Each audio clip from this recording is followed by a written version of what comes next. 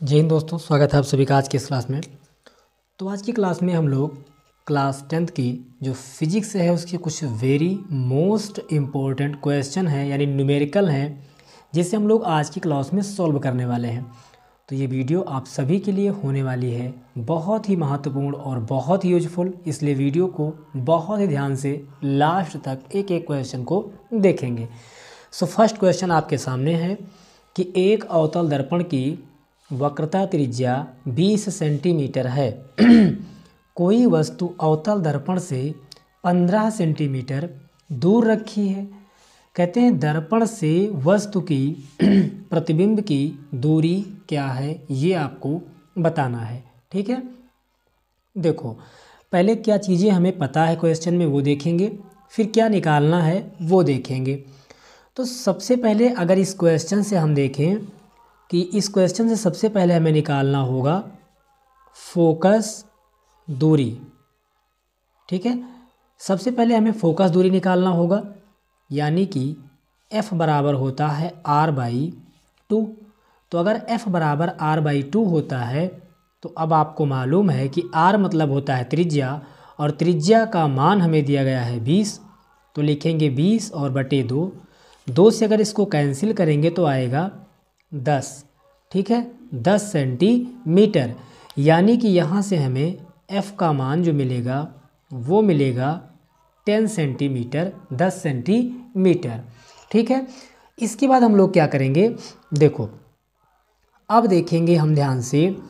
तो लिखा है कि एक अवतल दर्पण, तो याद रखना है कि अगर अवतल दर्पण हो, ठीक है, कौन सा दर्पण, अगर अवतल दर्पण हो कहीं पर भी, तो एक बात हमें याद रखनी है कि अवतल दर्पण के लिए जो F का मान होता है और U का मान, ये दोनों ऋणात्मक होते हैं।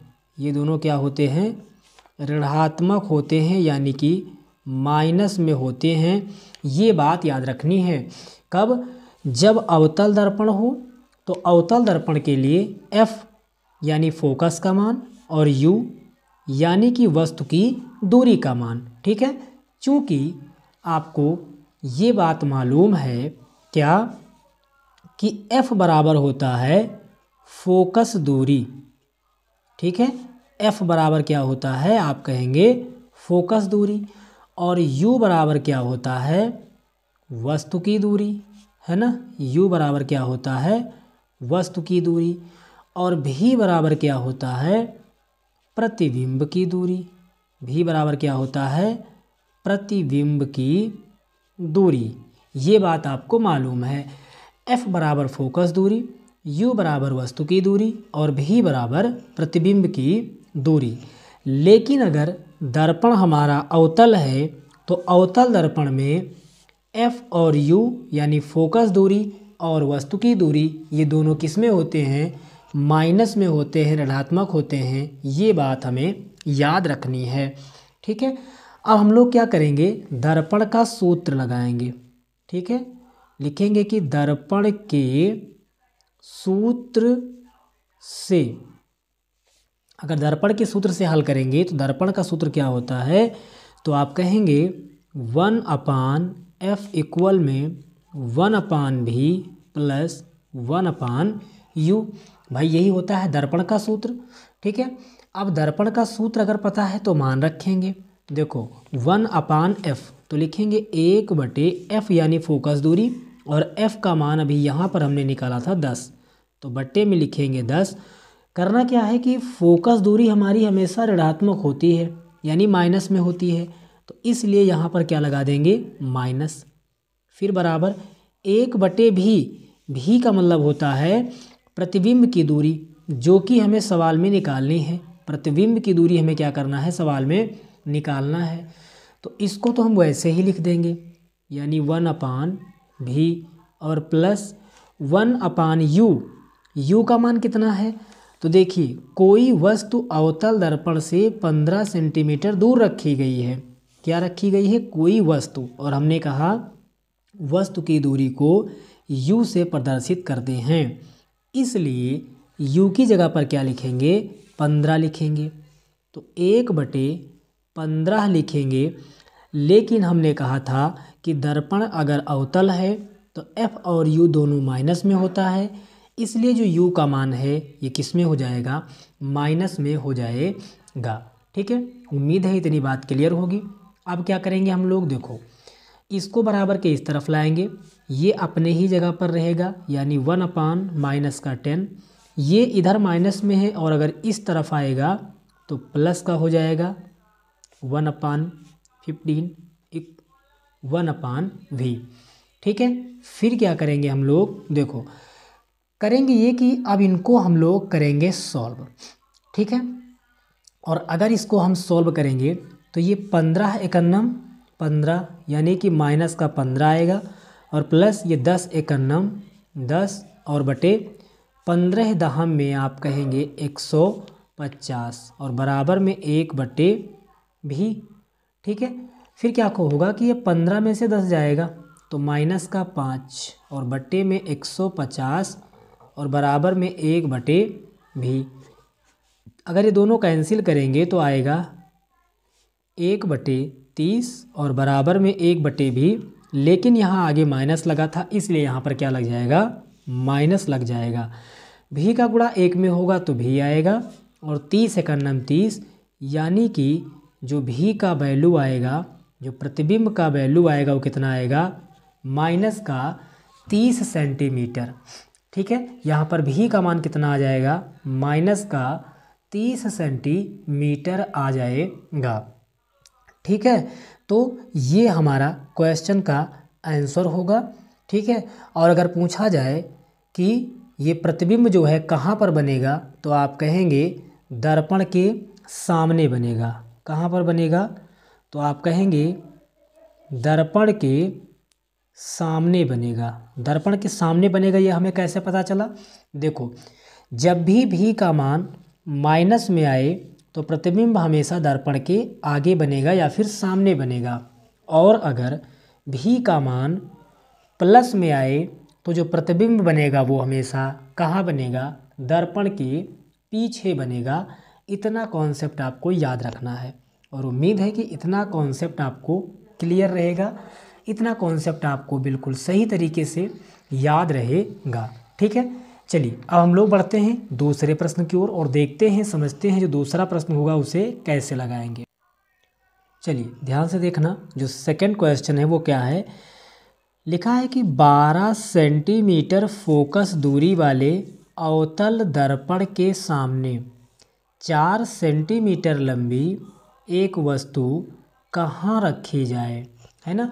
यानी कि 4 सेंटीमीटर जो लंबी वस्तु है वो किस स्थान पर रखी जाए कि उसका 1 सेंटीमीटर लंबा प्रतिबिंब बने, ये हमें बताना है। ठीक है, तो बहुत ही ध्यान से समझना, क्योंकि सभी क्वेश्चन आपके एग्ज़ाम्स के लिए इम्पोर्टेंट है, तो ध्यान से समझना। देखो यहाँ कहता है 12 सेंटीमीटर लंबी कोई वस्तु है, तो अब आपको याद रखना है कि जो वस्तु है 12 सेंटीमीटर फोकस दूरी वाले अवतल दर्पण के सामने एक 4 सेंटीमीटर वस्तु रखी गई है और 1 सेंटीमीटर लंबा उसका प्रतिबिंब बन रहा है। तो हम कहेंगे कि जो प्रतिबिंब है, ठीक है ध्यान से समझना, प्रतिबिंब है ना आकार में वस्तु से छोटा है। प्रतिबिंब जो है वो आकार में वस्तु से कैसा है, छोटा है, छोटा है। प्रतिबिंब जो है वो आकार में वस्तु से छोटा है, और अगर आकार में वस्तु से छोटा है तो इसका मतलब कि अतः वास्तविक और उल्टा बनेगा। यानी जो प्रतिबिंब बनेगा वो कैसा बनेगा, वास्तविक व उल्टा बनेगा। ये बात आपको याद रखनी है कि जो प्रतिबिंब बनेगा वो कैसा बनेगा, वास्तविक और उल्टा बनेगा। आपने कहा जी बिल्कुल ठीक है। और जब अगर प्रतिबिंब वास्तविक और उल्टा बने तो एक बात आपको और याद रखनी है कि इसका जो आवर्धन होगा, यानी जो रेखीय आवर्धन होगा ऋणात्मक होगा। रेखीय आवर्धन कैसा होगा, ऋणात्मक होगा। ये बात हमें याद रखनी है। ठीक है, रेखीय आवर्धन का फार्मूला क्या होता है, आप कहेंगे कि एच डैश अपान एच और इक्वल में भी अपान यू। भाई ये होता है रेखीय आवर्धन का फार्मूला। लेकिन जब प्रतिबिंब वस्तु के आकार से छोटा हो यानी वास्तविक और उल्टा बन रहा हो तो इसका जो रेखीय आवर्धन का मान होता है वो माइनस होता है। ये बात हमने बता रखा है, ठीक है।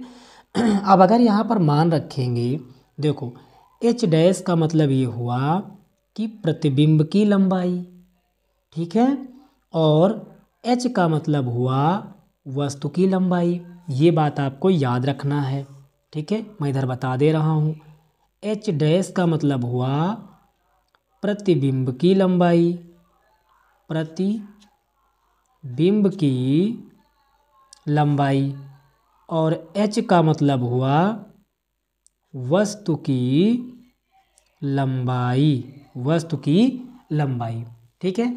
तो एच डैश का मतलब प्रतिबिंब की लंबाई और एच का मतलब वस्तु की लंबाई।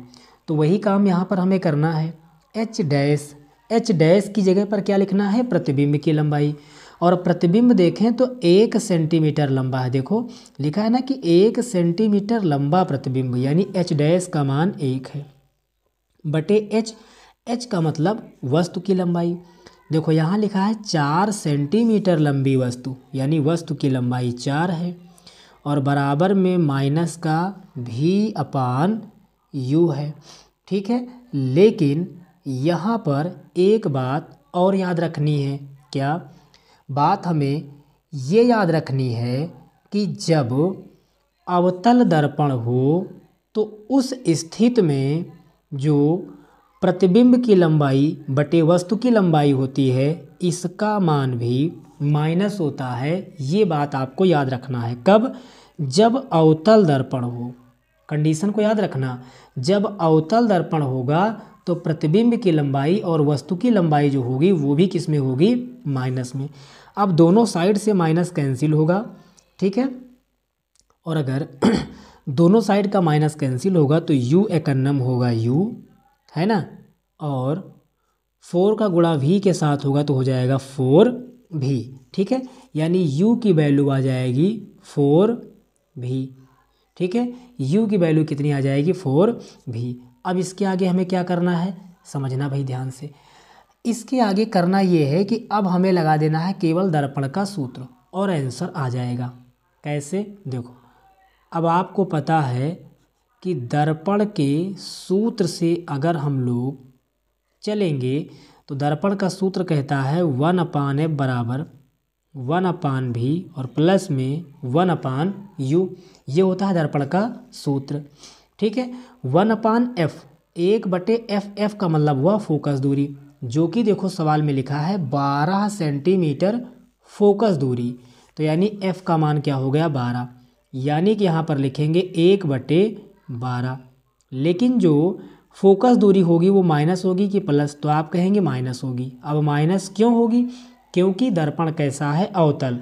और ये बात अभी हमने ऊपर आपसे बताया था कि जब भी दर्पण जो है अगर हमारा अवतल हो, है ना, अगर हमारा दर्पण अवतल हो तो ऐसी कंडीशन में हमेशा क्या होता है कि फोकस दूरी का मान ऋणात्मक यानी कि माइनस में होता है। फिर देखो लिखेंगे बराबर 1/v और v का मान अभी आपने निकाला है ना, सॉरी v का मान तो हमें पता है ना। इस सवाल में कहा गया है कि एक वस्तु कहाँ रखी जाए कि उसका प्रतिबिंब 1 सेंटीमीटर लंबा बने, यानी कि हमें क्या करना है, जो v का मान है वो यहाँ पर निकालना है ना। तो v का मान निकालना है तो 1/v वैसे ही लिखेंगे, फिर प्लस में लिखा है 1/u तो प्लस लगाएंगे और 1/u, u का मान कितना है, तो देखो u का मान यहाँ आपने निकाला है 4v, तो यहाँ पर क्या लिखेंगे 4v लिख देंगे, ठीक है। इतनी बात क्लियर है, बिल्कुल क्लियर है। फिर से हम लोग लिखेंगे क्या, ये 1/-12 बराबर में 4v का गुणा 1 में होगा तो 4v प्लस v एकन्नम v और बटे 4v का गुणा v के साथ होगा तो आ जाएगा 4v स्क्वायर, है ना, 4v²। फिर हम लोग क्या करेंगे, देखो समझना भाई ध्यान से, ये फिर से ये लिखेंगे माइनस का 1/12 बराबर में 4v में v जोड़ेंगे कितना होगा, आप कहेंगे 5v, और अपान में क्या हो जाएगा 4v², है ना, अपान में 4v²। यहाँ एक भी से एक भी क्या होगा, कैंसिल, तो बचेगा 1/-12 और इक्वल में 5/4v। अगर इनका क्रॉस गुणा करवाएंगे तो 4v एकन्नम 4v और 12×5 = 60, और 4 से 60 को काटेंगे तो v बराबर आएगा 15, और यहाँ पर लगा था माइनस इसलिए यहाँ लगेगा माइनस। तो v का मान कितना आया, तो कहेंगे जी v का मान आया -15। अगर v का मान -15 है तो अब हम लोग यही v का मान ला करके कहाँ रख देंगे, यहाँ पर रख देंगे। तो u बराबर हमें क्या मिल जाएगा, 4 × -15 यानी कि -60 मिल जाएगा, और यही हमारा इस सवाल का फाइनल आंसर हो जाएगा। ठीक है, चूँकि सवाल में हमसे कहा था एक वस्तु कहाँ रखी जाए, वस्तु कहाँ रखी जाए, यानी कि वस्तु की दूरी हमसे पूछी गई थी जो कि होती है u, है ना, जिसका मान क्या होता है u से। तो इस तरह से इस क्वेश्चंस को हमें सॉल्व करना था, जो कि हम लोगों ने सॉल्व कर लिया एक बेहतरीन और शानदार तरीके से। ठीक है, अब हम लोग समझेंगे कि जो नेक्स्ट क्वेश्चन होगा उसको कैसे सॉल्व करेंगे और उसको सॉल्व करने का जो तरीका होगा वो क्या होगा। चलो तो नेक्स्ट क्वेश्चन देखना, लिखा है कि 20 सेंटीमीटर वक्रता त्रिज्या वाले एक अवतल दर्पण के सामने 5 सेंटीमीटर की दूरी पर एक मोमबत्ती रखी जाती है। मोमबत्ती इस स्थिति में प्रतिबिंब जो है मोमबत्ती का वो कहाँ बनेगा, हमें बताना है। सबसे पहले हमें कहा गया है कि 20 सेंटीमीटर वक्रता त्रिज्या वाला, तो जब भी आपसे कहीं वक्रता त्रिज्या कहा जाए तो आप समझ जाएंगे कि वहीं से हमको f का मान निकालना होता है। चूँकि f बराबर होता है r/2, तो अगर हम यहाँ पर r का मान, r यानी वक्रता त्रिज्या का मान 20 रखेंगे तो 20/2 यानी कि आएगा 10 सेंटीमीटर, है ना, 10 सेंटीमीटर आ जाएगा। फिर आप कहेंगे कि अवतल दर्पण के सामने 5 सेंटीमीटर की दूरी पर एक मोमबत्ती रखी गई है।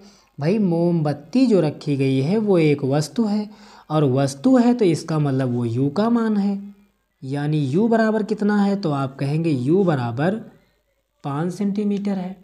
ठीक है, u बराबर 5 सेंटीमीटर है। अब आपको फार्मूला पता है फिर से दर्पण का कि 1/f बराबर 1/v प्लस 1/u। अब उम्मीद है कि आपको क्वेश्चन एकदम बेहतरीन समझ में आ रहे होंगे।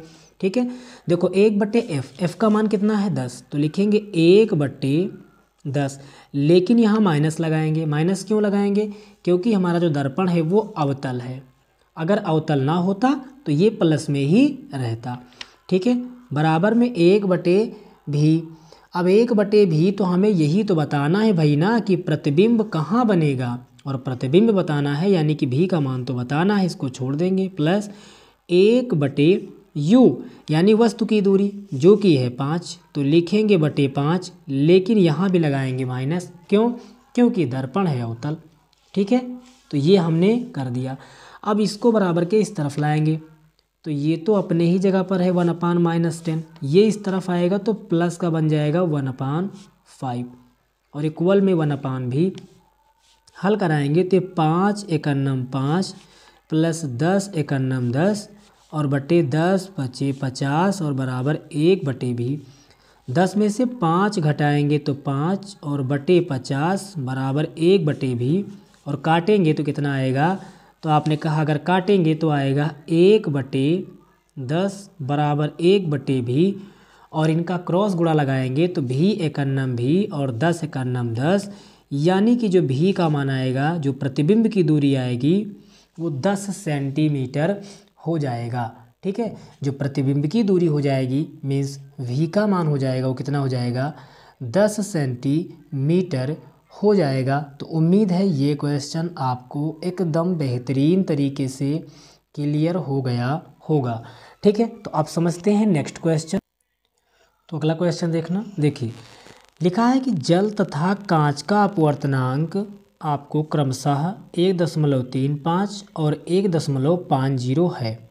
ठीक है, यानी कि जो जल का अपवर्तनांक है इस क्वेश्चन में, है ना, जल का अपवर्तनांक, तो जल का अपवर्तनांक आपको दिया गया है 1.35।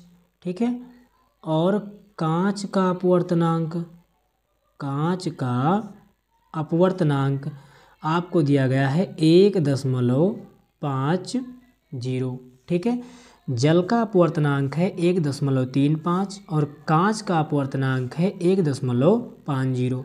हमसे कह रहा है कि यदि प्रकाश किरण कांच से जल में जा रही है तो कांच के सापेक्ष जल का अपवर्तनांक, देखो लिखा है कांच के सापेक्ष, कांच के सापेक्ष कह रहा है ना, तो जिसके सापेक्ष कहेगा याद रखना कि वो मान हमेशा बटे में लिखना है, और जिसको मान निकालने को कहेगा वो ऊपर लिखना है। तो इसने कहा कांच के सापेक्ष जल का, तो कांच के सापेक्ष कांच का मान ये है, तो इसको हमेशा कहाँ लिखना है, बटे में, यानी 1.50। और जल का अपवर्तनांक निकालना है, तो जल का अपवर्तनांक कितना है, इसको लिखना है ऊपर। ये ट्रिक आपको याद रहेगी, बताइए ये ट्रिक आपको उम्मीद है बेहतरीन तरीके से याद रहेगी। ठीक है, जिसके सापेक्ष निकालना होगा वो नीचे और जिसका मान निकालना होगा वो हमेशा ऊपर। ठीक है, क्या करेंगे, इन दोनों को अगर आपस में डिवाइड करेंगे तो आएगा 0.9। ठीक है, 0.9 आएगा और वही इस सवाल का फाइनल आंसर होगा। ठीक है, तो इस टाइप का जो क्वेश्चन है वो भी आपको एग्ज़ाम में देखने को 100% मिलेगा, इसलिए इस टाइप के प्रश्न भी आपको बेहतरीन तरीके से तैयार रखने हैं। ठीक है, चलिए इसके बाद हम देखते हैं कि और किस टाइप के क्वेश्चन आपको देखने को परीक्षा में मिलेंगे। देखो ध्यान से समझना, अगला क्वेश्चन है, एक उत्तल लेंस की क्षमता ज्ञात करो जिसकी फोकस दूरी 20 सेंटीमीटर है। ठीक है, तो देखो लेंस की जो क्षमता होती है ना, इसका फार्मूला आपको याद रखना है। ठीक है, लेंस की जो क्षमता होती है वो बराबर होती है 1/फोकस दूरी के, 1/फोकस दूरी के, ये बात आपको याद रखनी है। ठीक है, लेंस की क्षमता बराबर क्या होता है, 1/फोकस दूरी। ठीक है, अब देखो आपको सवाल में फोकस दूरी देखो दी गई है, कितनी दी गई है, आप कहेंगे 20 सेंटीमीटर। देखना यहाँ पर आपको जो फोकस दूरी है ना, फोकस दूरी वो दी गई है 20 सेंटीमीटर, लेकिन इसको हमें बदलना है मीटर में।